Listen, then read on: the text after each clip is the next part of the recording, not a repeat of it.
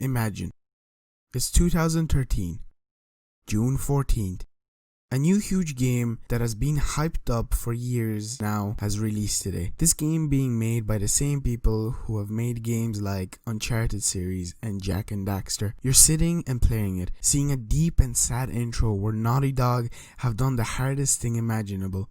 Killing off a character in the first few minutes of the game. But that character wasn't some random person. That character was a young girl. You sit there speechless, heartbroken that you experienced that.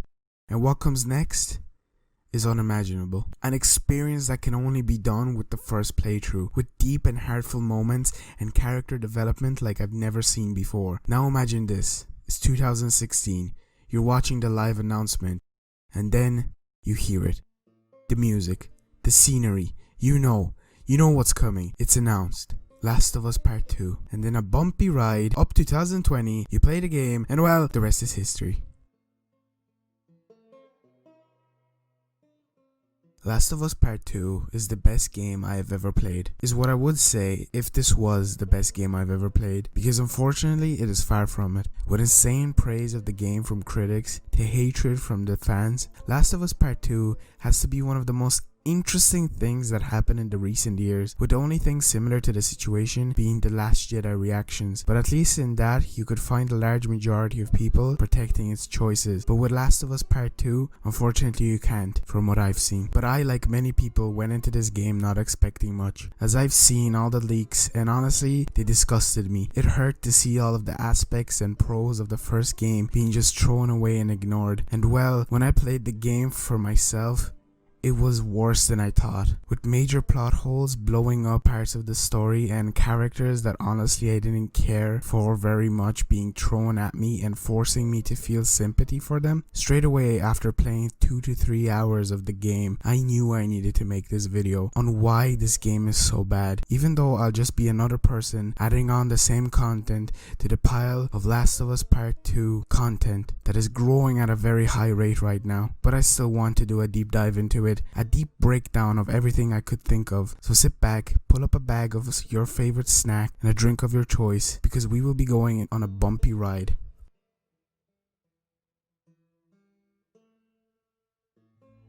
I want to start off with gameplay and all of the new things that were added in the game. Honestly, from what I saw in the trailers and the leaks, the gameplay looked like an extreme highlight of the game. And to my surprise, it was. It is probably one of my favorite parts about the game itself. Actually, it's the only good part about it. I love the exploration of some of the areas and the new collectibles. One of the best collectibles were safes. When I found a safe in the game, I made it my sole duty to open it, but I did enjoy also the other ones like the coins and the hero cards. Unfortunately, Naughty Dog decided to praise their new addition of the jump mechanic, but seemingly it felt pointless and unneeded, with only some specific scenes and moments needing it. But on the other hand, I loved the prone edition, even though it's nothing new to games since, most of games nowadays have it for years. But it felt like a new great addition to hide from enemies and take cover when needed. On the other hand, Last of Us Part 2 added one of my newest favorite things in games, that being the ability to play a guitar. Every single time Ellie had found a guitar, I instantly knew that this was going to be a good part. At first, the game tells you the tunes you have to play, and most of the time it gave me a goosebump fest of emotions. And then when you're done, you can play whatever you want. You can mess around with it as much as you want, which is amazing because I found myself trying to create a tune for at least half of my playthrough time. It also gave the ability to creators to recreate or create new covers for songs, and honestly, it was just a great addition to the game. Sticking onto the gameplay side of things, the whole weaponry roster, now looking back at it, feels boring and unchanged from the first game. Even in the first one, you had weapons that were more diverse and fun to use. The only disappointing weapon that I can think of is the flamethrower, since in the first one, if you found it, it was very enjoyable and fun to use. But then in Last of Us Part 2, I could rarely ever use it because either the shortage of ammunition or just the lack of range to enemies. Other than that, the weapons weren't anything special, and I mostly found myself running around and trying to punch my way out of situations. Which brings me on to the whole fighting and I guess killing side of things. These were extremely gruesome and amusing to look at. There was many occasions when, let's say, I died because I got caught by the big rat king, and the finisher he did was uncomfortable to look at, but I still stared in amaze that it was what it was. It was extremely brutal and just interesting to see. Honestly, this is another plus side to the game, as the whole gameplay side of it at times could potentially feel boring, but it was entertaining for the most of it. With Last of Us Part 2, we also got the introduction of some new enemies. First, I want to talk about the human side. The first time I stumbled upon the scars as Ellie, I was honestly blown away. The tension that got built up from just the communicating by the whistles they made my skin crawl. But unfortunately, that was all lost because after the first encounter as Ellie, they became extremely repetitive while playing as Abby. But on the zombies or infected side of things, there were a few new additions such as the Shamblers, which are new big bloater looking infected that just basically throw gas bomb kind of things at you, that I guess switched up the gameplay but weren't anything new and insane. A cool addition I guess was the Stalkers, which are basically infected who seem to be at a stage nearly becoming a clicker. They gave a horror aspect to the gameplay. And then there's the big guy, basically the big boss that I mentioned earlier, called the Rat King. This one for sure spiced up the gameplay and it added on some more interesting tension and fear into me that was a nice change up from all the boring parts. Last of Us Part 2 had some interesting instances where the game became a puzzle. My favorite part being a side quest to the game where you had to figure out how to get into a room that was locked. It didn't take me long to figure out how to get in, but it honestly was nice and rewarding to be able to get to the area. I would have loved if Naughty Dog added more of these type of puzzles that aren't as hard as the Uncharted ones, but just the perfect difficulty to enjoy them. In conclusion, the gameplay in Last of Us Part 2 is, in my opinion, what holds up the game in general, and if I were to rate it, I'd give it a solid 8 out of 10 golf clubs. But that's kind of it for the gameplay. It's definitely nothing to be praising, but it definitely did keep up the game, and if you were ever to,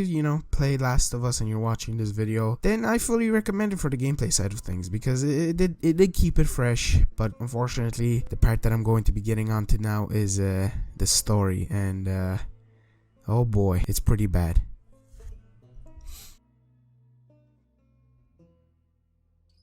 I want to break this part into 3 segments, the first being the actual story. I will briefly go over it and give some small opinions on it, the second segment being the characters and how I felt about them, and then the last being the best scenes or just parts of the game and the story that I want to share my opinion on. We start off the game with an honestly amazing prologue that made me emotional and happy to see the continuation of my favorite characters in gaming history. Shortly after, we skipped forward 5 years to where Ellie is now older and we play as her for a good portion of the beginning. We get to walk around Jackson, which was really nice to see how people have been holding up in these tough times, and we got introduced to Dina, who is Ellie's girlfriend. I really enjoyed the chemistry between these two characters. As progressing through the story, we got to see the slow development of both Ellie and Dina, and we got to see that they are both truly in love with one another. But unfortunately, playing as Ellie didn't last very long, which was a surprise for me because from the leaks that I heard, I was convinced that we'd play as Abby later in the game, which also kinda was true. But long story short, Ellie and Dina get stoned and Abby stumbles upon Joel and brutally murders him in front of Ellie, which I want to get into this later as I've mentioned in segment 3, this specific scene. Anyway, as you progress as Ellie, she has a strong motive going to look for Tommy and also getting revenge for Joel's death, which Mr. Neil Druckman did say that this story was going to be a revenge-centered narrative. That didn't last very long, as the part we play as Ellie is entertaining at times, but in the long run, after I got flashback scenes, I only craved for more of those and less of this new gritty, boring world we were put into. Halfway through the game, Abby finds Ellie and, well, she looks traumatized and she looks like she wants to rip Ellie in half.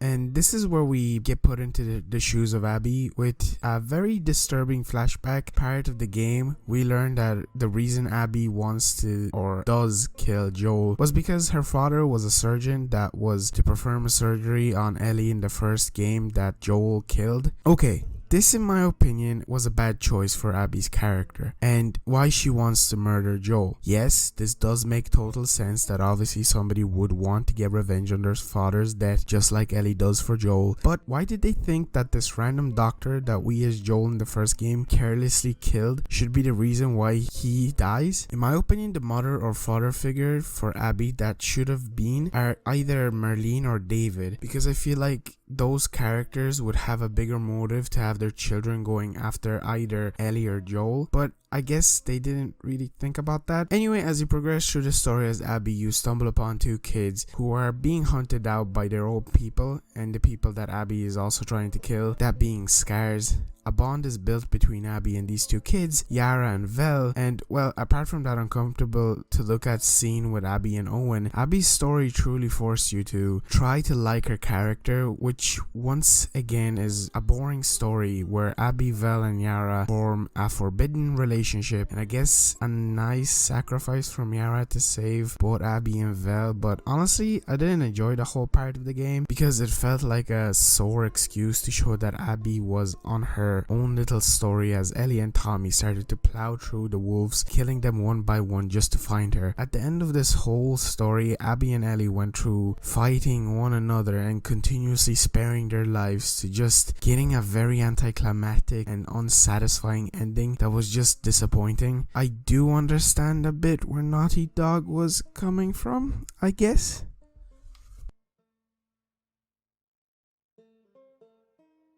Ellie in Last of Us Part 1 had probably one of the best character developments I've ever seen. As you progress through the story, Ellie is seen dealing with things that people at her age in the real world don't have to, like seeing a new friend turn a gun on himself and ending his own life, or having to deal with cannibals that wanted to hurt her and her father figure Joel. Ellie honestly went through some serious things over that game, but yet she could still find enjoyment in some things, which is amazing. But in Last of Us Part 2, Ellie is all of a sudden this down and depressed character. Now as you can see, she is an adult and she has matured, which I can personally slightly relate to be outright dark and having very little sense of humor even before Joel's death was odd. And again, yes, Ellie isn't going to start jumping around with joy after Joel's death. No. Ellie in Last of Us Part 2 is a much more darker, serious version of what we got in the first game. I understand why, but I also find it odd, because at times she didn't even feel like Ellie. When I was going into the game, all I really wanted was to play as her, to get to see her point of view on the narrative, and apart from the lies that Naughty Dog sold to us about Joel living longer than we thought, I was slightly satisfied and slightly dissatisfied. I don't know if anyone watching this video can relate, but that's just how I felt about Ellie as a character in this game. She is a strong, determined character, but she wasn't attempted to make her more likable in any kind of way. Yes, she did have those scenes with Dina where they were showed as a happy family at the house, or even where she plays the guitar to her, which kind of showed me a little bit of hope in her, but I just never felt really happy to play as Ellie, unless you count obviously playing after Abby.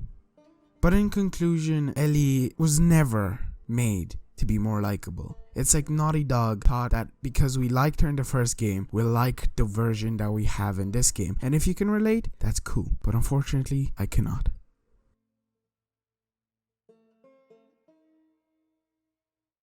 Which brings me on to Abby. Can I just say it was ridiculous to in the first place force this character and her issues down our throats to make us like her as much as possible, but it was also ridiculous to think that this horribly designed and bad written character would become a character that anyone would like. I know that there are people that like her, and you might instantly think that the reason I dislike her is because she is a strong, independent woman. That's literally not the case. I just find it disgusting to be forced to play as the person who killed Joel, one of my most favorite characters in gaming history. I replayed the first few minutes of the first game for this video specifically, and honestly, Joel did not deserve in any kind of way the death he got. I'm not saying he shouldn't have died. No, what I'm saying is that Abby did not deserve to take his life. life. Joel had so many more dramatic ways to die, but inevitably he was murdered by this woman, who again, we learn her backstory on the section of her part in the game, and as I've mentioned before, I don't like that. Now I can't say that I didn't enjoy playing as Abby, because she did have some of the highlights and most interesting parts of the game. Like for example, at the beginning of the game, just before she meets Joel for the first time, there are insane hordes of infected that you have to dodge and sneak through. Or even later in the game, you try your hardest to protect Vel from a massive guy, and you end up slashing his face, but he continues to fight, which is an amazing scene in my opinion. And not to forget the Rat King. Abby did get a development of her story, but I did not enjoy it. I was uncomfortable to look at her at times, as from where I live and where I am in the real world, you don't often see massive women with huge arms and looking as menacing as she does. So seeing that, it made me cringe and just look in surprise as she stood there looking like she was about to come out of the screen into my room and beat me up with a golf club because I didn't enjoy her story arc. There was a scene in particular that I'll give Naughty Dog the benefit of the doubt, as I felt sorry for Abby because she saw Owen, who was her secret lover, dead on the ground after Ellie dealt with him. The tension and sadness that came out of Abby was very well captured, and I did feel emotions during it, but in general I just dislike Abby. And I am not saying we shouldn't have played as a villain, because that is an actually great idea to get a perspective of the bad guy's side, but I don't think that was in any way good enough for her to take that mantle.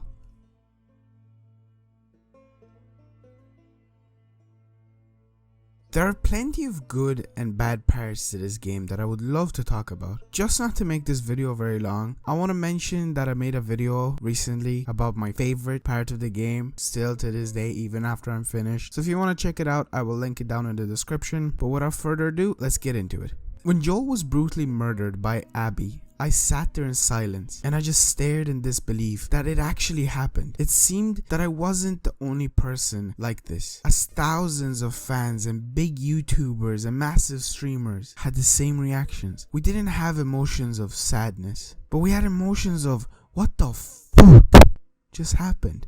I'm guessing you've probably already heard this, but what Joel does makes no sense. If you look back at his character in the first game, he shows many ways that he won't just trust a person straight off the bat. Yes, they were in a life or death situation, but Joel didn't have to save her life. Was it an act of kindness? Or was it Naughty Dog forgetting who Joel is? Even on top of that, he follows her back to her hideout. That can instantly seem like a no-brainer that something might happen, since the world that they live in is filled with killers, cannibals, and zombies. Then what comes after is disturbing. The way she tortures him, the way Ellie finds them and decides not to shoot even though she's pointing her gun at her, and she just yells and gets basically knocked to the ground. It just doesn't make sense. But what happened, and we can't change that. No matter how much you would have wanted that, they just won't change it, because the game is out. This next part is split up into two parts just because there are two specific scenes that I really enjoyed in the game. Them being the torture scenes that Ellie does to the members of the wolves who killed Joel. God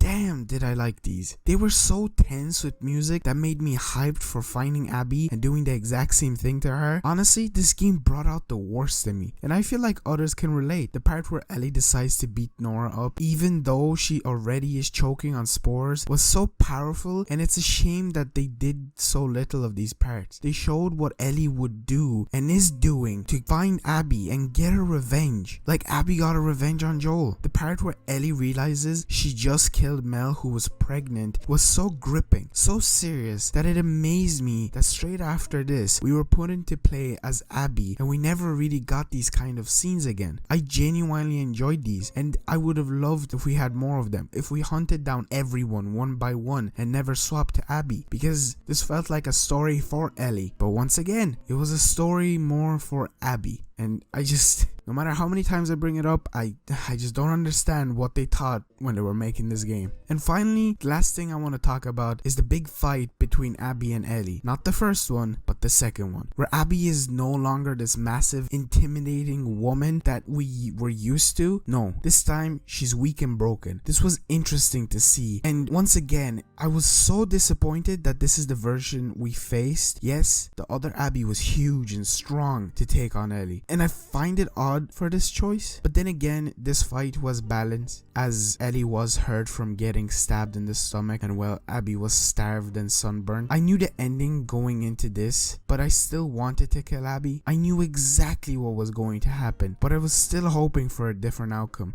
a different ending. Maybe I'd get it, but no.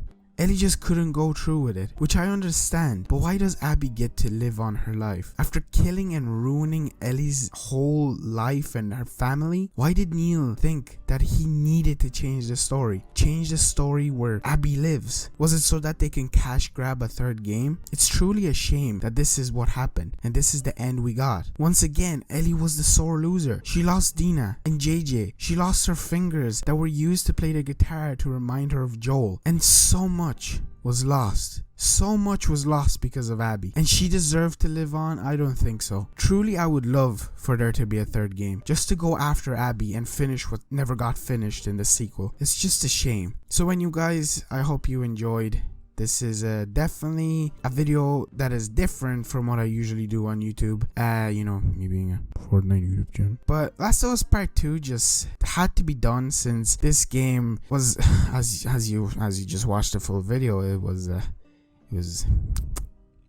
and this is probably one of my most worked on videos. I've been editing it for like the past 5 days, which is way longer than I do on a normal upload. I'm guessing, just as usual, is going to get like 30 to 40 views. But if somehow you're new here, whoever's watching and you're still here, be sure to subscribe. We just hit 4,000 subscribers, which is amazing. Thank you all. And well, I'm still on the road to hitting 10k this year, fingers crossed. But anyway, thank you for watching, and I hope you have a great day. Goodbye.